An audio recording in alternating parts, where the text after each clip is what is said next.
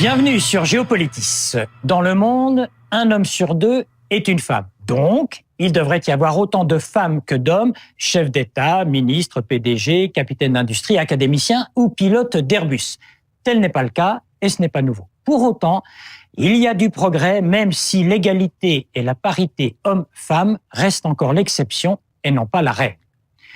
Lamartine, qui ne faisait pas que rêver au bord du lac, avait écrit, sans poésie aucune, « Les femmes qui ont voulu sortir de la vie intérieure pour se hisser sur les tréteaux de la politique ne sont pas des femmes, ce sont des êtres sans sexe qui scandalisent la nature plus encore que la société. » Fin de citation.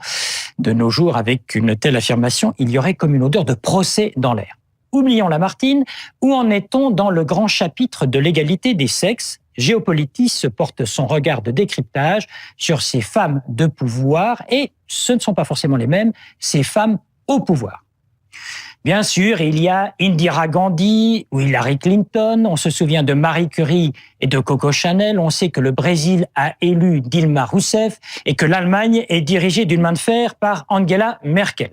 Autant de noms célèbres, de figures emblématiques, mais qui cachent une réalité quotidienne moins chargée de gloire, car le sort des femmes dans le monde se mesure à l'aune de statistiques parfois cruelles et de rapports souvent alarmants. Ici à Genève, aux Nations Unies, on rappelle qu'on vient de créer le 1er janvier dernier une nouvelle agence ONU Femmes confiée à l'ex-présidente du Chili, Michelle Bachelet.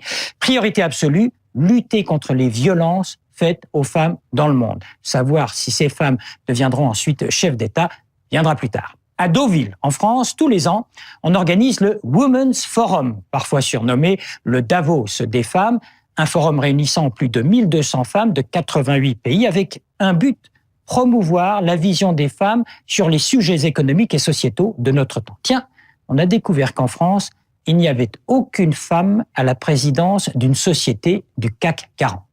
À New York, une étude récente montre que globalement, aux États-Unis, il y a toujours et encore un différentiel de 20% entre le salaire des hommes et ceux des femmes.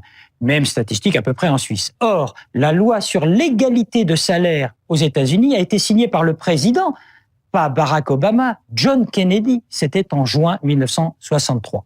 Pendant ce temps, en Chine, de plus en plus de femmes prennent le pouvoir, économique, s'entend.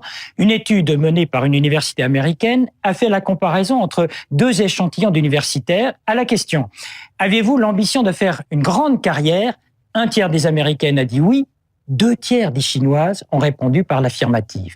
Un dernier pointage, dans quel parlement de quel pays y a-t-il le plus de femmes ? Eh bien, c'est au Rwanda, avec une quasi-parité homme-femme, 48,8% exactement, chiffre de 2007. En Suisse, c'est de l'ordre de 25% et en France, 20%. À croire qu'au Rwanda, on ne lit pas Lamartine, ou en tout cas pas cet extrait-là.